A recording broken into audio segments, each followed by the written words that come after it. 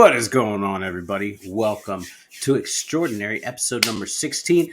Rusty, you would have had number 15, but an Australian actress friend of mine jumped in the spot. So, Hey, that's not the first time it's happened to me. So, fuck those.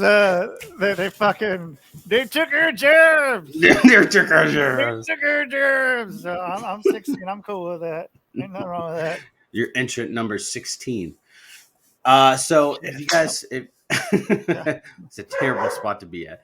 Anyways, if you guys seen last week's episode of Recover Outloud, then you've seen Rusty. If not, then today we got a really special guest. His name is Rusty Diamond. He is like the jack of all trades. Really is. This man's got his hands in everything, and that's a good thing. Right in people's assholes. Right up the asshole. Rusty, would you like to give a formal introduction of yourself? Yep. My name is Rusty Diamond. You said I'm the 16th entrant. Out before the 17th entrant walks in. So that's how I roll. That's about me, man. I don't know. I make people fucking laugh and cry and hurl like fucking Wayne's World. That's what I do. So that's awesome. That's awesome. Yeah, today we were before the recording we were talking, just breaking kayfabe here. We were talking before, and I came up with this idea. I didn't tell him about it, but so before we get started, what is one or two wrestling terms that you use on a daily basis? Gimmick. That's it. Yeah. I can't tell you how many times I say it. Way too often. That's really about it. It's like Smurf. How the Smurfs always say Smurf everything. Gimmick can fucking mean anything, and it's great. And I can say, yeah, I go get the gimmick for the gimmick. Later the gimmick, and it makes sense. It makes sense somehow. It all makes sense. Yeah, that's my word. Now, is there like one or two wrestling terms that you do not like whatsoever? Like you hear it and you're like, I want to kick the shit out of you when I hear it.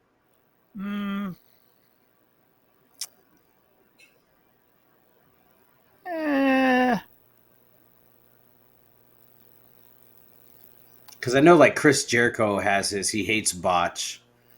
And then like I know people that hate the word mark. Yeah. I don't know. I'm okay with both of those because whatever, Sam. I don't know. I can't really think of any that really just make me cringe. Except, no, I don't know. So sometimes I don't know. It depends who's saying it. I guess I can sometimes. But I don't know. Maybe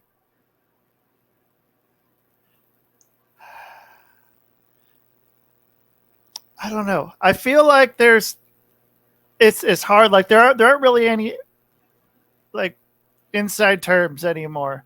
Like that's really a gone thing. Like when I started, there was still maybe a few, and you could still fucking talk kind of carny. Mm-hmm. But because of Snoop Dogg and shit, everyone knows Carney now. So it's hard. But I don't know, man. That doesn't bother me. I don't give a shit. You guys can say whatever the fuck you want. Right. You have just as much a right to say it as I do. And I'm just some fucking dude who is fucking doing things and still does some things here and there. Still boom does boom. I say boom and boom and boom, and yeah. I say that a lot. Boom, boom, boom.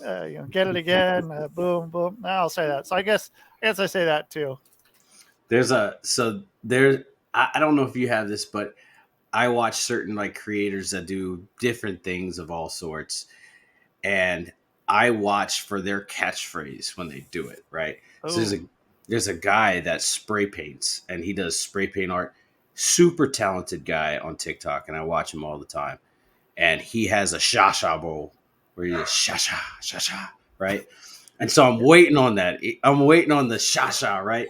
There was a I'm waiting on the Shasha, right? There was a video, he didn't do it, and I felt lost. I was like, Oh, what are you doing with your life, man? yeah, Right?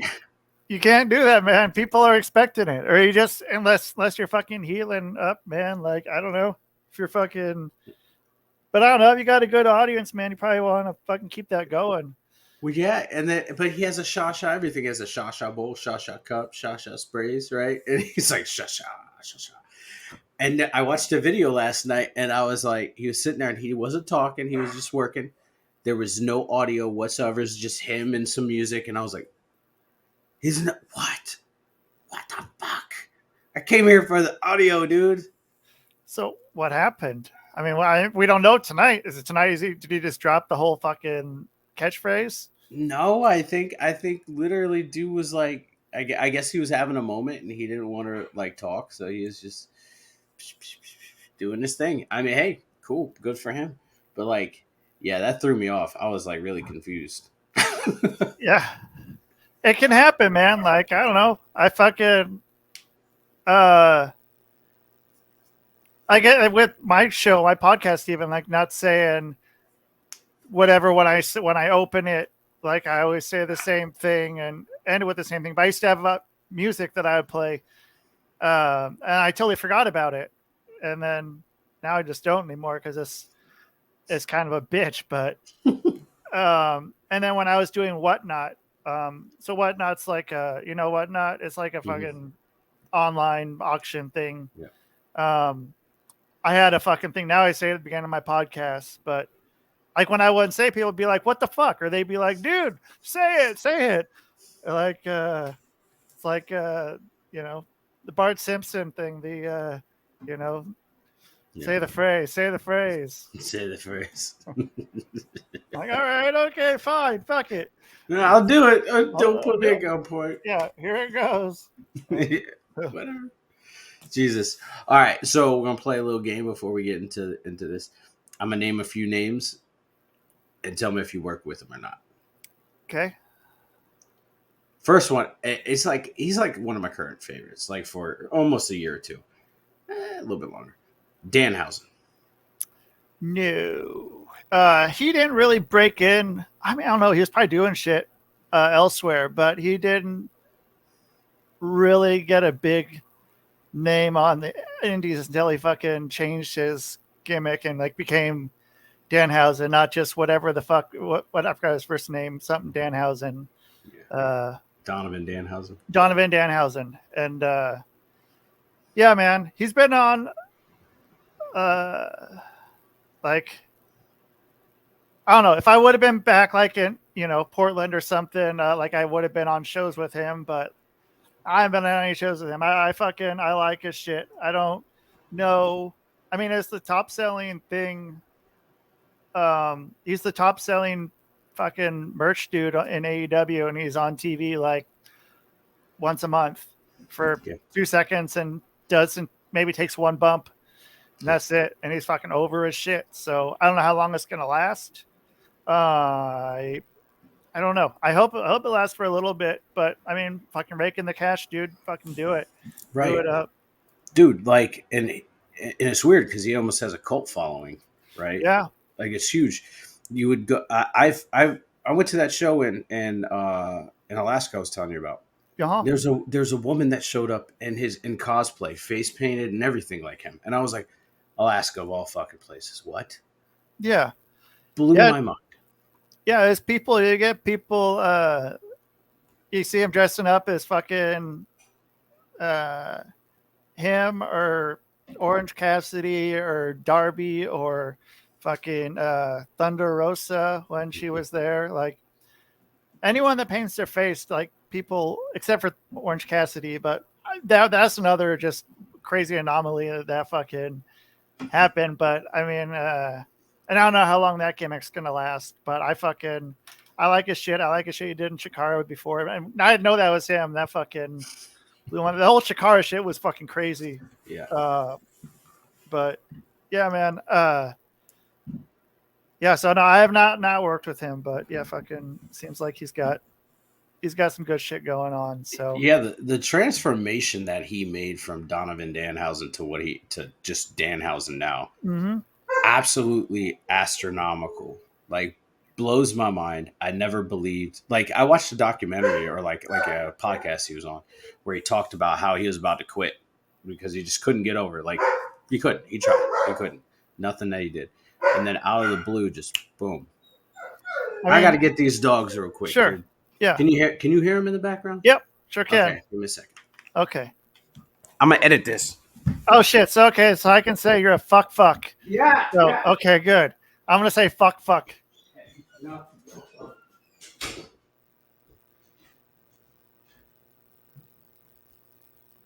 Maybe fuck again in case he doesn't edit this and forgets. Fuck. Shit. Fuck. Fuck shit. Shit fuck.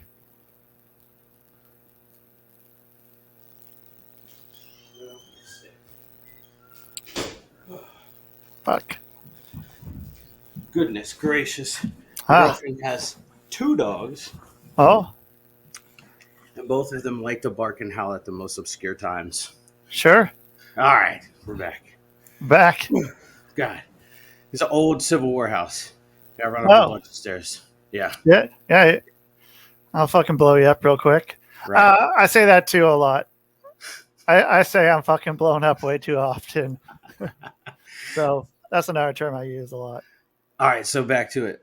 Anyways, yeah, dude, like seeing like his transformation from where he was to where he is now, like it's crazy, you know. And then he got over on the Indies, went to Ring of Honor, and then that's kind of where it just like took off. Yeah, I mean it was the same thing with the Bucks of Youth, man. They were fucking not getting over, and they're just like, well, we'll just fucking rip off all this shit from the '90s we used to like.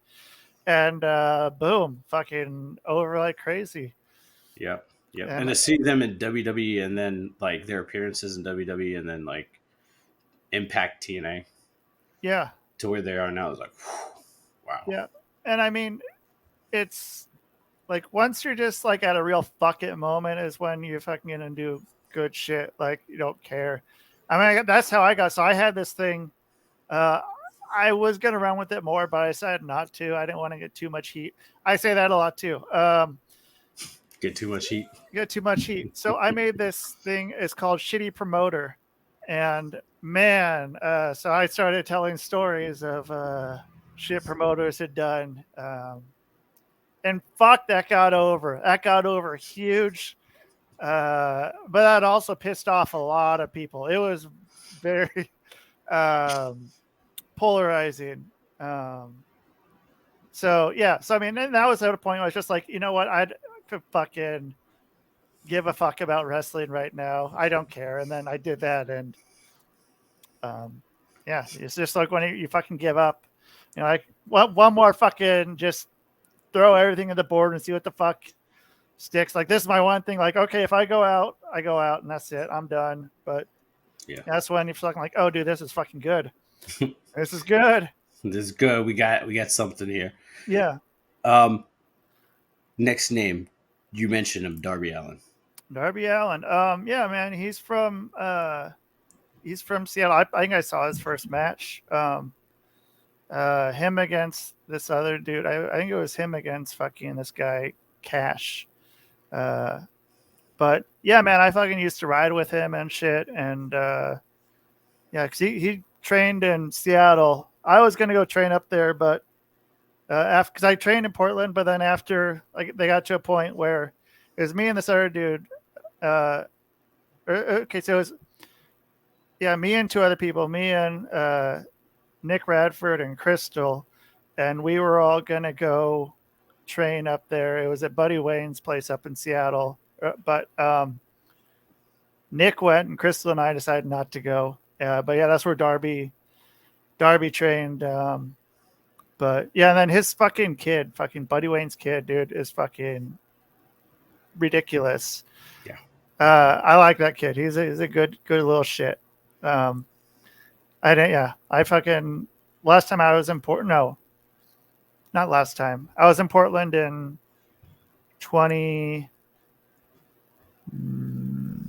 2021, 2021, I think, and was Okay. on a show with him. And he was the main event, which is crazy. He was like fucking 16 years old or whatever then. And, main event in the show, it was like a anniversary show. So it was like a whole bunch of us from across the country kind of all came back to where we all started. And then, yeah, he's fucking main eventing. And so it was pretty cool. But yeah, fucking, yeah, Darby fucking, I mean, what you see is what you get, which is, I mean, what you see, whatever he's doing is fucking what he was. He was a interesting dude. But I mean, yeah, I mean, I fucking, you come work in Portland and then, yeah, go up to Vancouver or Kelowna up there and do shows up there and do shows with them. I never worked him though, Mm. which I'm glad. Uh, He seems very reckless. yeah, I mean he's safe and shit. He's pretty good. He's like very well trained, and plus he's a fucking shooter, and so like he knows what he's doing. So I feel all right with it, but I don't know, man. I don't know if our styles would have meshed well together. I think it would have been a weird fucking match. I definitely had matches where I've had people where it just fucking horrible. Just like the two of us just didn't. I don't know, didn't mesh at all, and um, but what fuck are you gonna do? But yeah, so he started in like 2013, Yeah. 2014 or something like that, and yeah, just was the fucking weirdo kid, and like everyone knew right away that he was gonna be something. Yeah. He sells the shit out of everything. Yeah, yeah, it's fucking crazy, man. It's weird, like seeing people that like it's like okay, fuck, I saw them fucking start out. Yeah, now they're fucking main eventing on TV and shit, and Yeah. it's a fucking trip, man. It's a Yeah. fucking trip how fast things work. When I met Jay Lethal, I talked to him and I was like, yeah, man. I mentioned Darby Allen. I said, how am I supposed to believe that 120-pound Darby Allen is gonna beat Brody King in a fucking coffin match? Yeah, Like, let's be real. And he was like, suspension of disbelief, and I was like, I get it, but once again, how am I supposed to believe that 120-pound Darby Allen is gonna beat Brody King, who is 3 times his size? yeah. He was a And with cool dude too. Brody King, Yeah, yeah. He worked a couple shows in Portland with me. he seems pretty badass. I like what they're doing with House of Black, and I'm starting to listen to a lot of the music that he's putting out because he's in a death metal band. Oh shit. Okay, I didn't know that. Yeah, yeah, he's in a death metal band. I think their newest theme, the House of Black, their newest theme is his band. It better fucking be. Yeah, Like if I was fucking, making music, I'd make sure that I'm my fucking music playing. I mean, yeah, yeah. I did that. Well, Butcher and the Blade, he's in a band. Really? Yeah, he's in a death metal band. I think that up until they joined, god damn.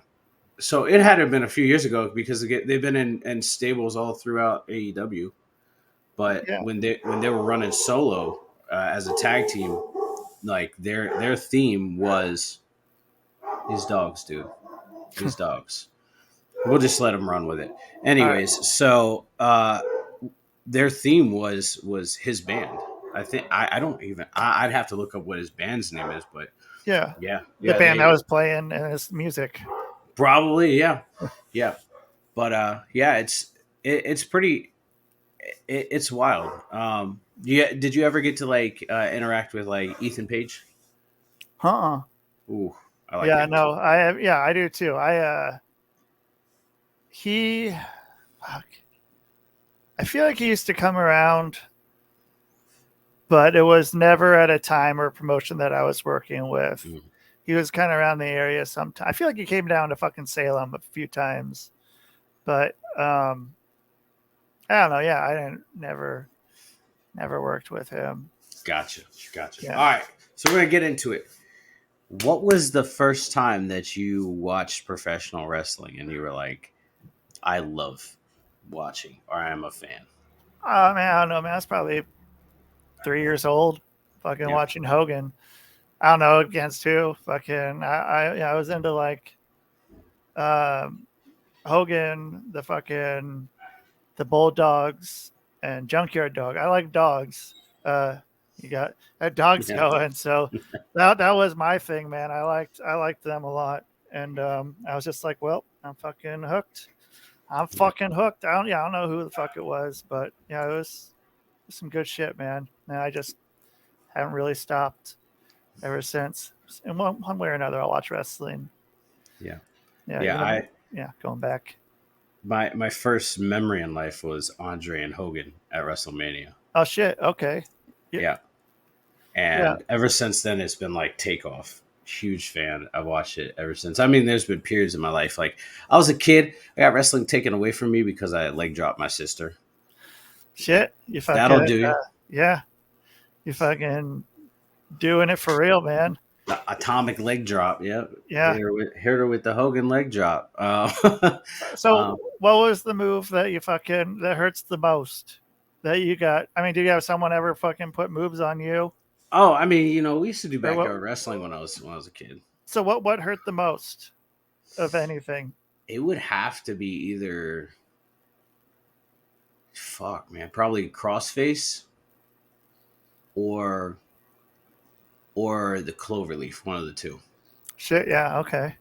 Well, Well, I'm it's a submission guy. I'm a submission guy. I love watching people like people that are very effective in submissions. My sure. favorite wrestlers are technicians, like now technicians. Yeah, So anything that anybody does that is like submission based, I'm like, okay, I'm on it. yeah. So wait, okay, so what was your backyard wrestling name? I mean, we didn't. It wasn't like an official name. It was more along the lines of like if we seen you out, we were wrestling, right? Okay. It wasn't like we didn't have anything formal. We weren't like we didn't have a ring. We wrestled on Hmm. trampolines, but it was more along the lines of like so. Me and my brother were tag team. We didn't really have a name, but we were like an unofficial tag team. Wait, so And how's that work? How are you an unofficial tag team, or how's this unofficial? Like, because if one of us got jumped, then the other one was jumping in, right? okay, And so one of my like fondest memories of me and my brother messing around is we were at the park, you know, right down the street from my house, and we're just messing around.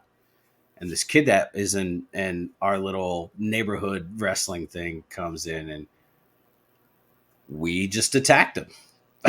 We attacked him, and there was kind of like no rules where it was like anything goes, false count anywhere. There was nobody there to officiate the match, so so wait, how did this become like a backyard wrestling match, and not you just beating the shit out of someone? I mean you Is it can like you beat the shit out of him and then fucking pin him, yeah like I mean well no so or like submit him?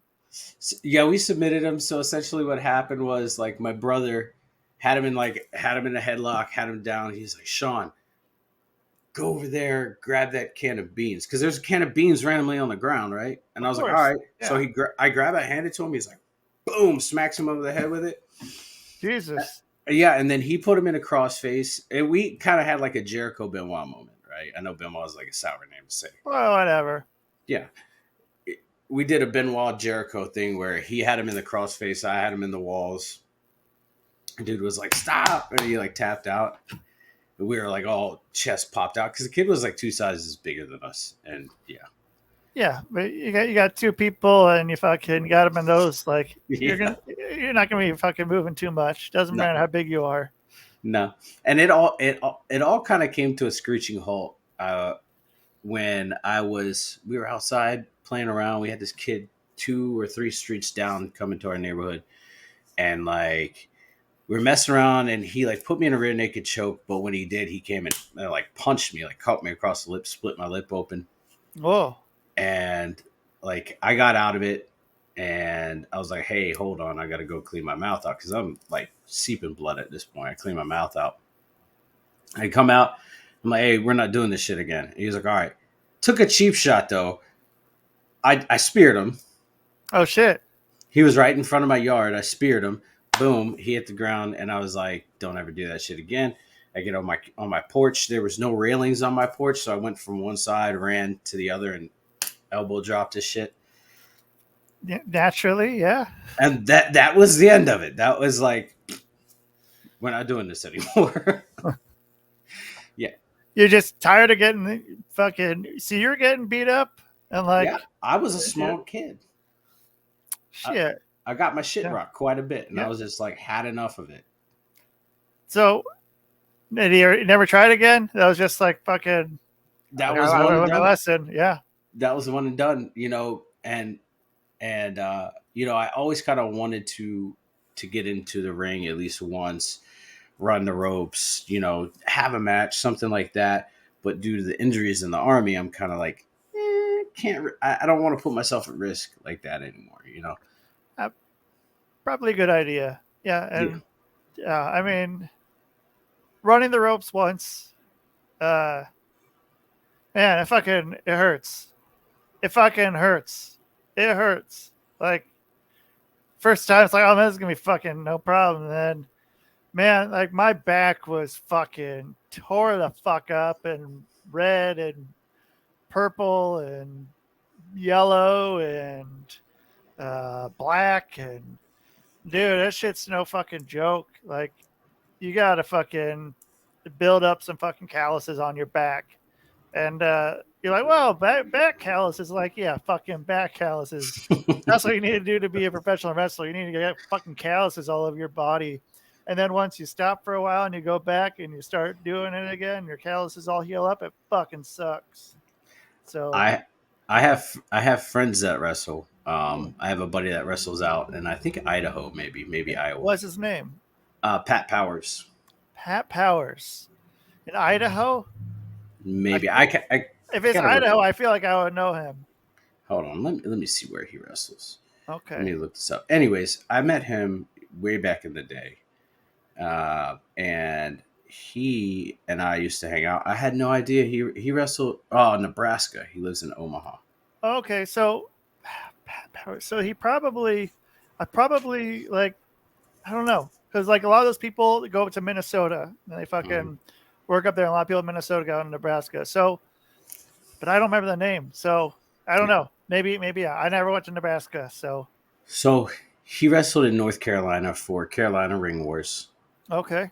and then went up to Nebraska after he got out of the army. I seen him perform in North Carolina, um, but he at that point I didn't realize how dangerous like wrestling actually was. Obviously, like you go in, you watch professional wrestling and you see like WWD, WWE, AEW Impact, all the other, and but you don't really see like the injuries up close in person. Yeah. I saw homie break his collarbone when he got up on the top rope and fell off. Yeah. And Yeah. I was like, holy shit. And so what happened? Was that the end of the match or Yeah, so that was the end of the match. They took him to threw up the old fucking X? threw the old X up. He went to the hospital, went to the ER. I don't remember what happened, but I know the next day. So he was in the army at the time, and so like, if you injure yourself outside of the army, there's an investigation, and in order to do a like anything performance wise or anything like where you're gaining money outside of the army, you have to get clearance through your chain of command. He hadn't had clearance through his chain of command to wrestle, so Shit. when he went to work the next day and had to run 5 miles in the morning, he fell and was like, "Oh, I broke my collarbone." Smart man. That Very sounds smart. that sounds like a fucking wrestling thing. I mean, like, yeah, there's been stories that people, back in the territory days that would, walk into grocery stores and take a bump on the fucking floor and be like, oh, fuck, my back, like the floor is wet. Like, what the fuck? And yeah, I know that happened a number of times. And so, yeah, because like what you're not supposed to like, I don't know, like if you're a wrestler, like a lot of insurance companies won't fucking insure you after that. So it's like, oh, fucking, I fell off a ladder at home. My fucking, you know. Shoulders dislocated. Yeah, someone fucking threw me down the stairs. Fucking weird. Like, The most random shit. yeah, I wasn't I, fucking climbing on some shit and jumping off and I fell on landed. a banana peel. Yeah, yeah, right. Fucking, that's what happened. I'm telling you, fucking telling Jesus. you. So we cut. Okay, so the last episode we covered kind of your entrance into professional wrestling, how you started getting into it. What was your very first gimmick that you made up where you're like, I'm gonna try this out, Dude, a rusty fucking diamond, man. and you stuck with it? Stuck with it. Yeah, fucking just stick with what works, man. Fucking, I got over right away, brother. I got Nice. fucking over right away. God damn it. So yeah, I didn't need to change my fucking gimmick. So yeah, it was like 3 months in, and um, yeah, and then I don't know. I did a couple things. Like I was reffing it first for a minute, but that's a whole different story.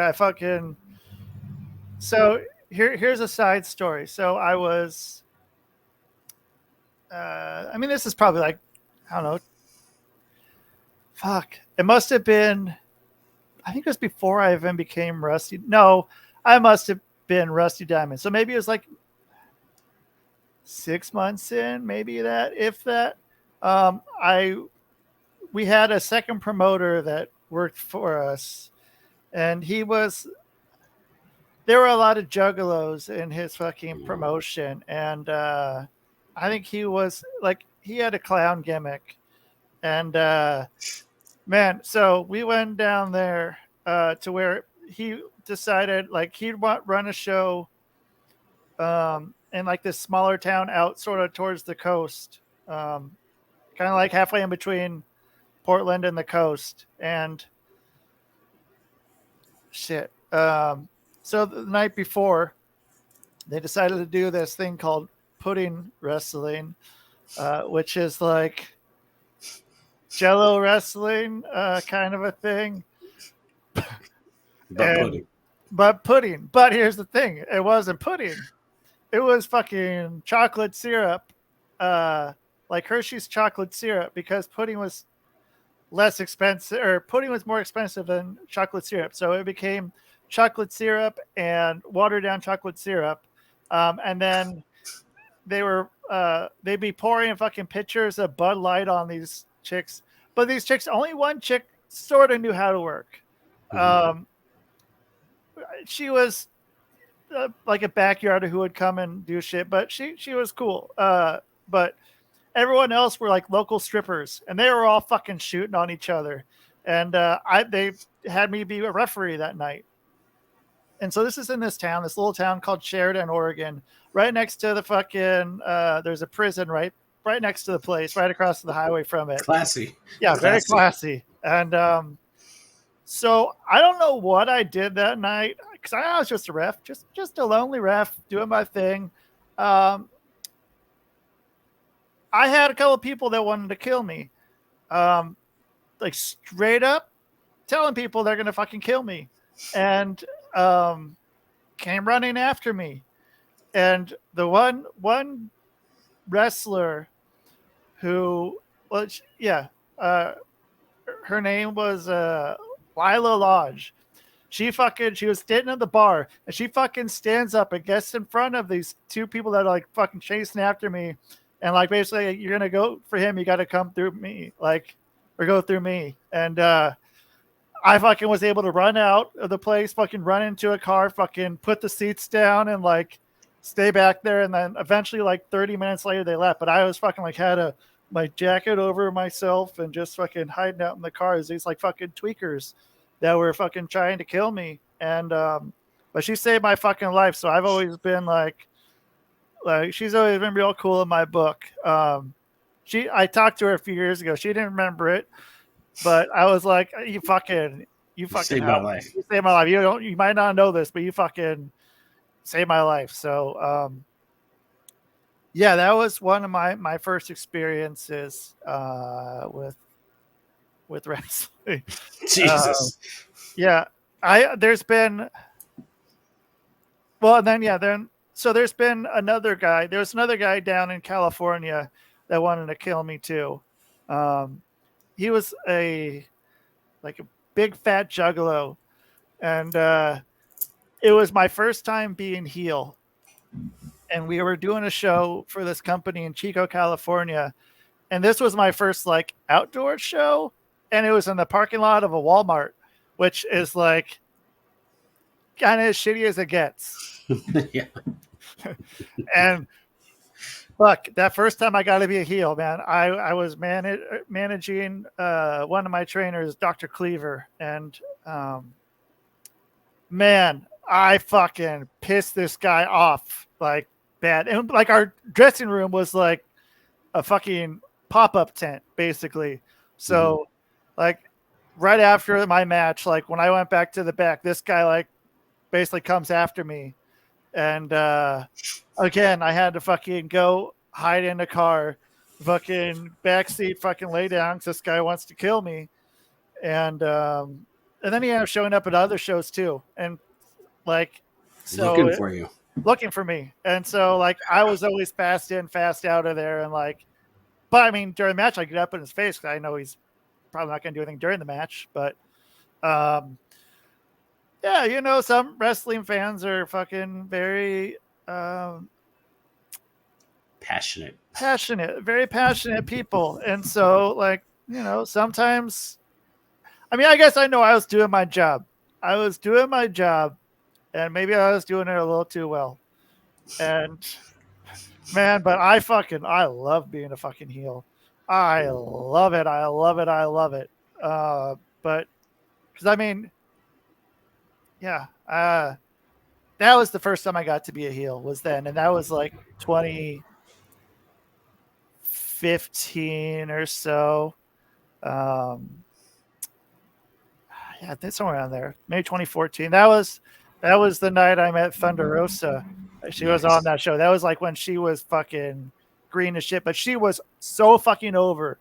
Like it was crazy, and she was selling like calendars with her in a bikini and shit. Like, and like everyone was dressed up like all these little girls fucking painting their face like her and shit, dude. It was insane. And it's like, oh, she's been wrestling for like 6 months. Like, what the fuck, dude? Like, you're this over. Yeah, dude, it was insane, dude. I was like, dude, she's doing something fucking right, dude. And she's like just getting belts everywhere. She's already fucking wrestling in Japan, and dude, it was nuts. Jesus. But yeah, fucking, but yeah, I don't know. Yeah, that was the first time I got to be a fucking heel. So if you ever look that up, man, it's I don't know. I don't know what the Gateway Grand Prix in fucking Chico somewhere around 2015. If you ever look it up, Rusty Diamond somewhere in there. Nice. You'll see a big fat juggalo on the front row, and that's the guy who was going to kill me. So, so what is it about being a heel that you really love? I don't have to fucking. I don't know, man. I feel like I think I'm just naturally a heel, just in my fucking regular thing. Like I used to, I don't know, when I was in middle school or so, we'd have a city fair, like or like whatever, like a yearly, not a carnival, but like where the carnies come and fucking set up some fucking rides and shit, and you got all kinds of stuff. They had a dunk tank, and I would do it, and like I'd go and be on the tank, man. And that was when I learned I know how I can fucking piss people off really well and just get people to fucking come over. So they want to fucking pay money to see me fucking get dunked. And man, I'd say some shit like, I mean, you probably don't hear a 13-year-old saying the shit I was saying, but man, I was fucking pissing everybody off, all ages, all fucking anyone, dude. And yeah, I don't know. It was just fucking comes really easy to me. And you know, being I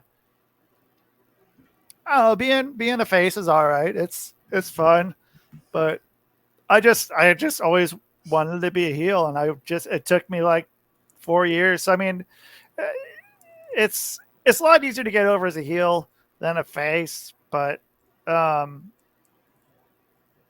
don't know, man. Like, if you can get over as a face, man, you can get over as a heel. Like, shouldn't have any problem, especially if you've been a face the whole time and you fucking turn. Because I only turned down in California. In Oregon, I was still a good guy. Up in Washington, I was still a good guy, and in Canada, I was still a good guy. I wasn't a. I was. There was only a very short time I was a fucking heel in Canada. But yeah, like once I turned in Oregon, man, that was fun. That was a fun one. Yeah, it was this. It was fun. It was like a what do they call that match? It was sort of like a weapons match, like a death match kind of a thing. Mhm. And I was in that, and it was the guy. It was with the guy that I was managing, like the group, and then the guy that I was tagging with everywhere else. And I fucking turn on, do the shirt reveal gimmick, and like, oh man, I'm fucking not with you anymore, and fucking hit him with something. I don't remember. It was a long time ago, and I don't think any of those shows got recorded. We lost our venue for a while, so we were doing shows at our training facility. But yeah, we were gonna do some show where we were able to fucking smoke weed, but then so one of the other promoters fucking turned us in, and so like they came and shut it down because like we had to have some sort of permit because it had been just legalized within the past few years or so then, and yeah, but now we've done. We got to do shows where we got to fucking be out in the ring and fucking taking hits off the fucking pan. Our last show we were doing shows at the Boys and Girls Club in Portland, and the last show we did there, like we got to fucking just fucking chief it up in the gym there, man. Like we're leaving, we're not fucking just the middle of the match, like go get high and go up for a get high, go up for a like that's what my buddy used to always say to me whenever I do. For a while I was doing like I did a crossbody for a very short while as my finisher, like crossbody off the top rope. That did not last long because I was like, fuck this is stupid. And then the only thing I do off the top rope, but usually second rope, is I just do like the double axe handle off the top, man. Just no, because it's fun, man. It's a fun fucking thing to do, and it doesn't hurt very much. It doesn't hurt me very much. Devastating to my opponent, but yeah, man. So like whenever like I'd have a spot where I'd go up to climb the ropes, he'd be like, Rusty, get high. Get high. I'm like, dude, I'm fucking high. And shit like that. Whatever. I wasn't smoking weed at that time even, but I'd still liked making pot jokes because it's fun. It's fun. So who being a heel, like going back to that, what are some of your favorite heels of all time? Piper. Piper. I mean, from Portland, man. I used to see him. He'd get his hair done where my mom would get her haircut, and it was weird, man. Like he'd come in because this was back like, fuck, I don't know, early '90s. If you look at his hair in the early '90s, man, like yeah, go to this stylist in fucking Westland, Oregon. He was living out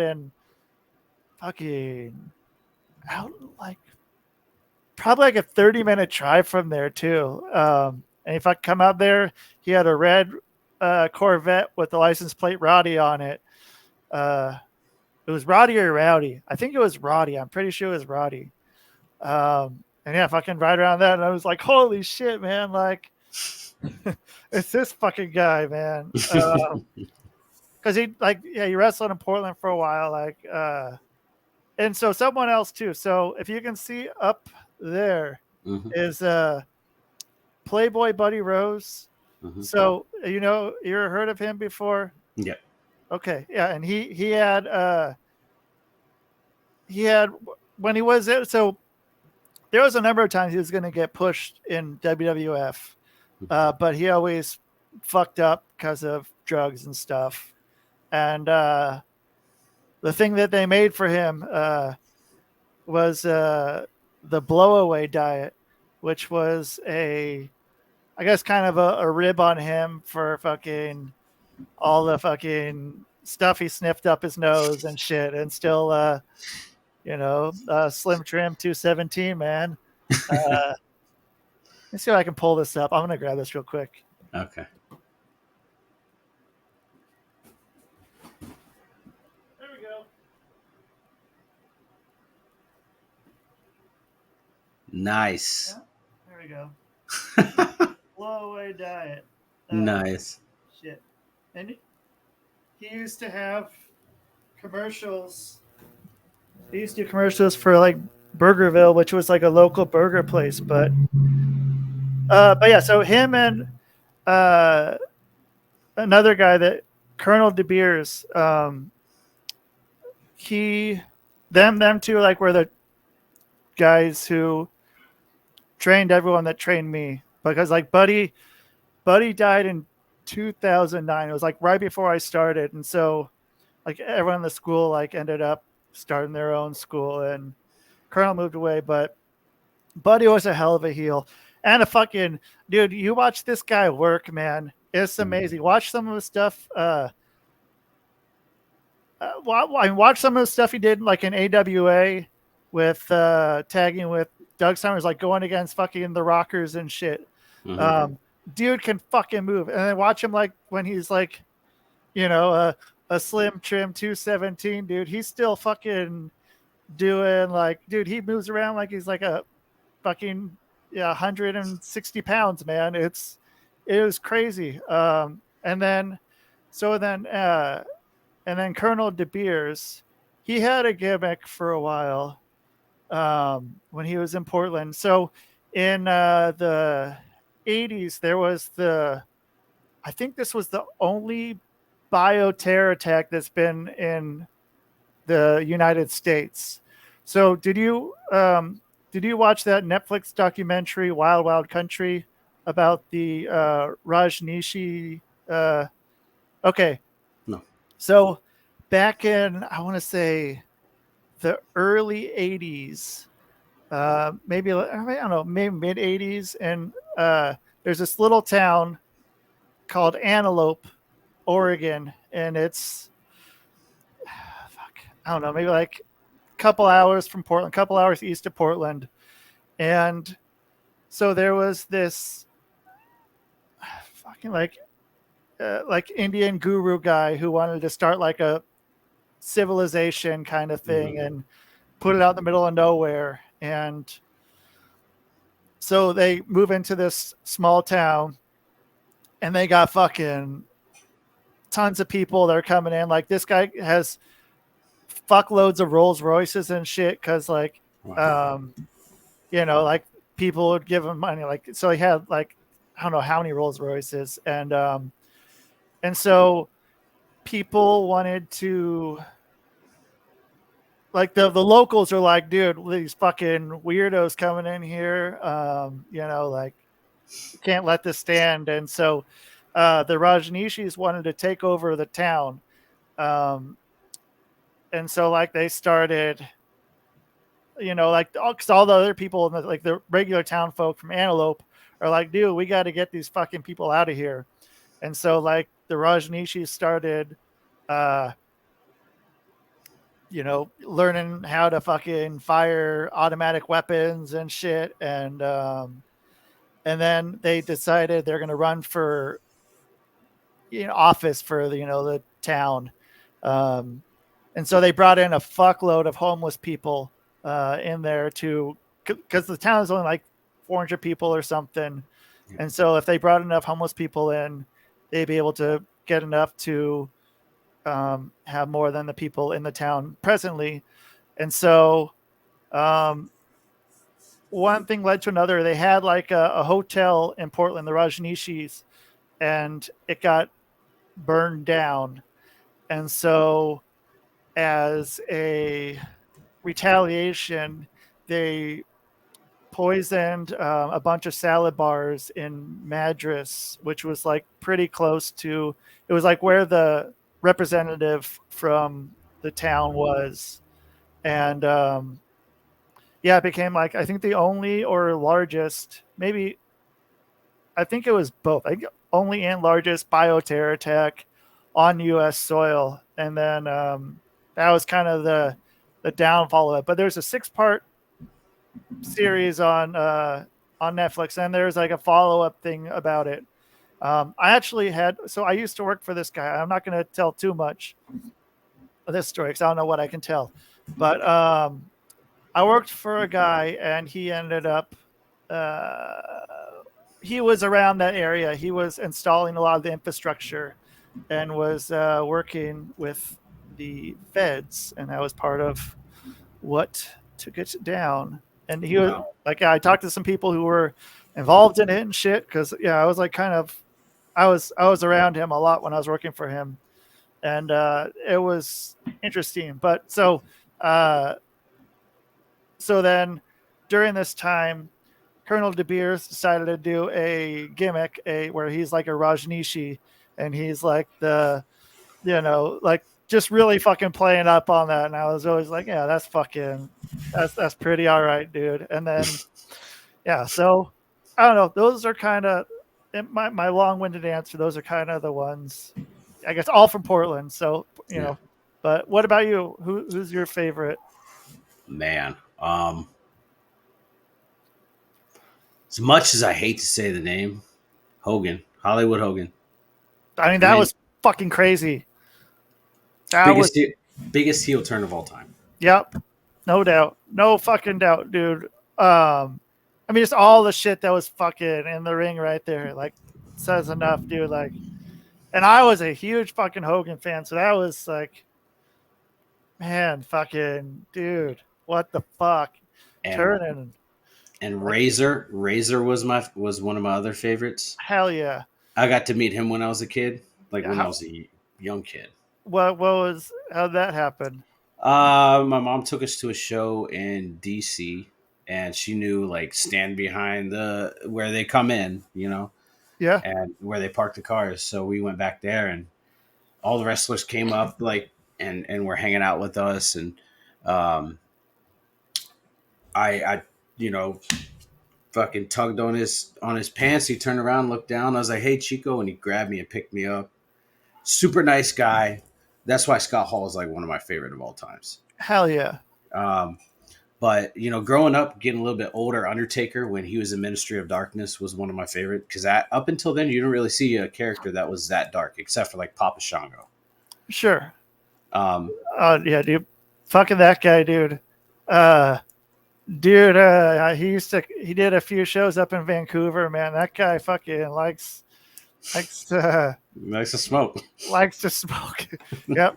Fucking like damn, dude. I was like, I've man, heard stories. I've heard got a lot to stories. keep up with, man. Yeah. Uh, I always appreciated Triple H's cerebral assassin character. yeah. That was some good shit there in that time, man. Like that was fucking over as shit, and it worked. Yeah. It fucking worked. But and the next one's gonna throw you off because you're gonna be like, okay, you just named all these like pretty big fucking huge names. The Miz.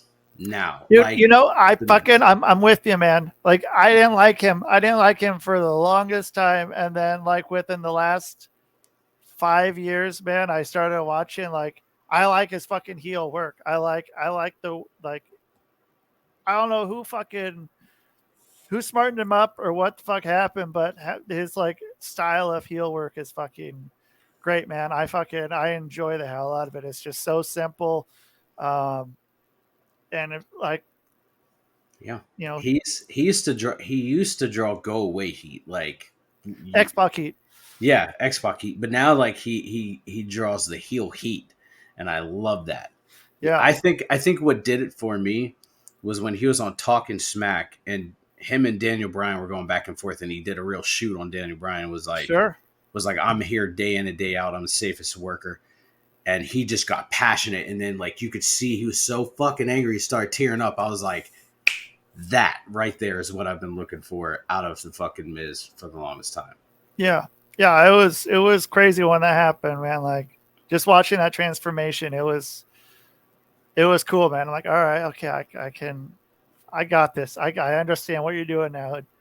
Just nothing was clicking. It was just Yeah. like, and they like already pushed him as like main event and shit. I'm like, dude, this guy is not main event. And then, I mean, now, I mean, he could be, but I mean, he can be anywhere on the card. He's going to make whoever he's working look better.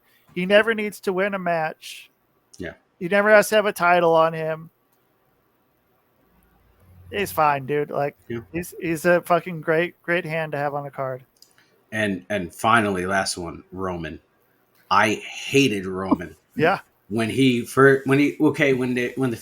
Shield first came in, I was like, Roman, the Shield. But then, like, over time, as he went into singles, competition, and started out, and they were just really just pushing Roman down everybody's throat, I was like, oh, Sure. Roman. But now it's like he developed this fucking character that is so over the moon, in my opinion. So over the moon in the tribal chief, where he doesn't have to say a goddamn thing. Yeah. He walks out, he has the titles, just fucking raises one, goes in the ring, and all he says is acknowledge me, and people are just booing him all over the place. And then on top of that, they just betrayed Sami Zayn. So Yeah.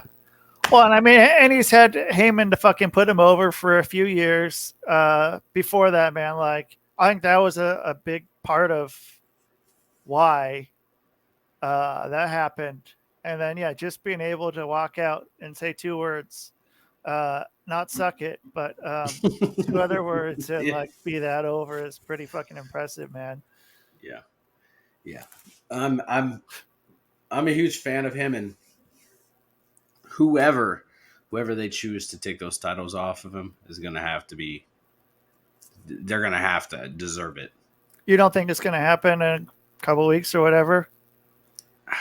I don't know. It's hard. I mean, I thought that Edge was going to take it off of him at WrestleMania a few years ago, right? oh shit. Okay. And then Yeah. it never happened. And then it never happened. And I thought Brock was going to take the titles last year, and it never happened. And so now it's like, even in the Triple H era now, you don't know what the fuck is going to happen. I can't predict what's going to happen. I mean, yeah, I could say, hey, they're going to put the titles on Cody. But then again, Cody could be like, I don't want the titles right now. Yeah.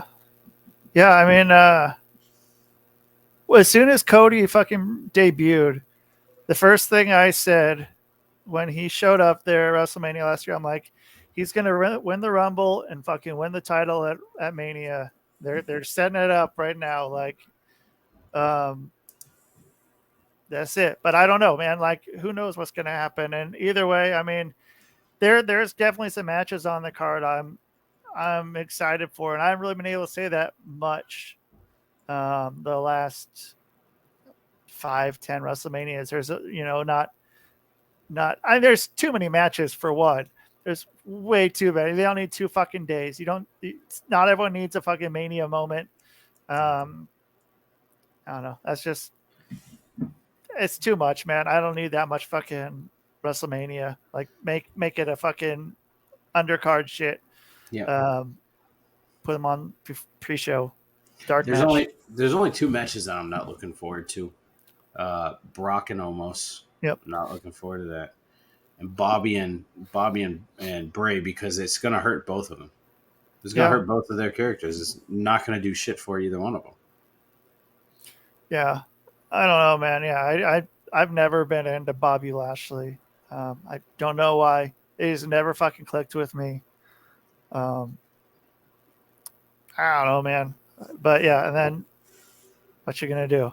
I love Bray Wyatt, and that's me saying, like, it's going to hurt Bray's character. Well, I mean, he hasn't. It's as far as what? Okay, so you beat Bobby Lashley. Where do you go from there?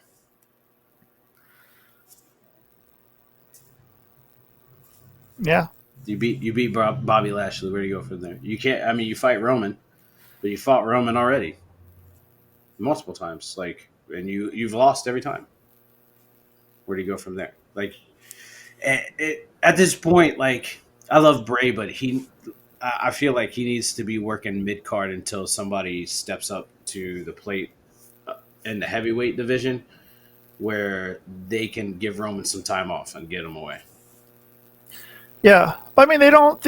Bray doesn't need to fucking have a title on him. No, you're right. There's not really. I mean, yeah, I mean, like his matches, like his fucking cinematic matches were fucking. I liked those a lot. I liked the fucking Matt Hardy shit, the broken Matt Hardy shit. Mm-hmm. That whole shit was fucking hilarious, man. Um, it was a bummer when he fucking debuted in AEW, because it was empty, like the arena was Yeah. empty, and it was just like, there's Matt Hardy, like should be fucking huge, but it's like, Right. eh, Yeah. Same with Brody Lee. When Brody Lee yeah. debuted and there was an empty arena, I was like, It's oh, like, yeah, there goes. Yeah, Brody's there, like cool, but like, yeah, fuck. it's okay. Yeah, there he is. No one can give a shit really.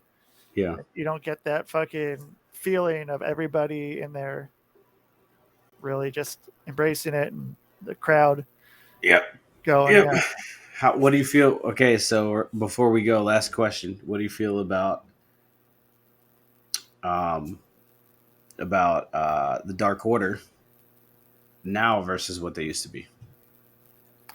Um, I don't know, man. Like, there's nothing really, like there hasn't been anything for,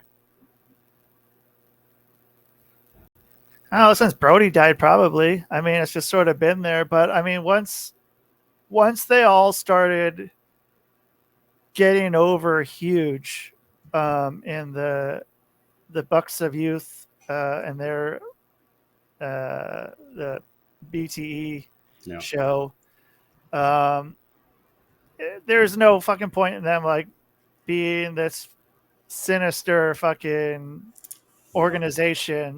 They were just fucking comedy relief, and like, you gotta see Brody and you gotta see John Silver, both of them just fucking shine and outshine everybody else by far. Oh yeah. And both, I mean, yeah, I mean, what are you gonna do? Where are you gonna go from there? Yeah. What about you? Um, man, I feel like Dark Order could have done so much after the passing of Brody. Right. I know that they didn't want to replace Brody, and that's fine, but they could have had somebody kind of take the mantle up as a leader.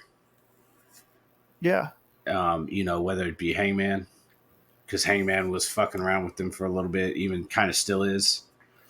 Whether it be John Silver, Evil Uno. I mean, yeah, Evil Uno's been around for ages. yeah. But I feel like once they got over in BTE, that they kind of got lazy in the ring, which kind They of don't. sucks. Well, I mean, that's all they needed to do. They're over. Like, what do you need to do? Like, you walk out. It's the same thing. Like, they fucking can walk out to the ring and say, nothing. They acknowledge me, but with their version of acknowledge me, Yeah, and they're fucking over, dude. Because people just want to see them being fucking funny yeah, because they're hilarious. yeah, Like, yeah, and they had fucking, like, they had Cabana, dude, and like they, like, even without Cabana, dude, like they all fucking, he was like a small part of it, yeah, and like, yeah, yeah. It's a shame. what you All gonna right. do? Yep. All right, Rusty. Before we go, where can we find you? RustyDiamond.net should have everything you fucking need. If you want to figure out other stuff, I don't know, man. There's a lot, so just go there, man. I got a lot of podcasts. I got a lot of fucking places that I don't do social media on, but I have. So, and you can also, yeah, I don't know. I don't know, man. I got a fucking goddamn network, got a broadcast network. Check all that shit out. Quantum Global Broadcasting Network. Uh, Whatever, dude. Fucking, I got a nonprofit organization called Sock 'em Up. If you want to check that out, if you guys people need fucking socks, it's the most requested yet least delivered item for people in need. And I don't know, like, I don't know, you find me somewhere, dude. Rusty Diamond, and then like I don't know, hypnosis of some sort. You guys want to get hypnotized? I'll fucking hypnotize your ass. So, or maybe I'm doing it now. You just don't know. You just don't know, man. NLP, NLP. All right, Rusty. I'm very grateful for you to be here, and Dude, I'm happy to be here, man. Fucking, it's awesome. Good show.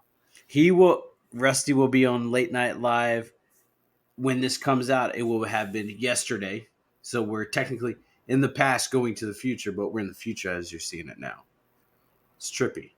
Yeah, fucking trippy. It's like that fucking trippy, man. Yeah, Oh, yeah, it's trippy. It's that trippy. trippy. It's madness. Yeah. But anyways, I want to thank you guys for hanging out with us for this hour.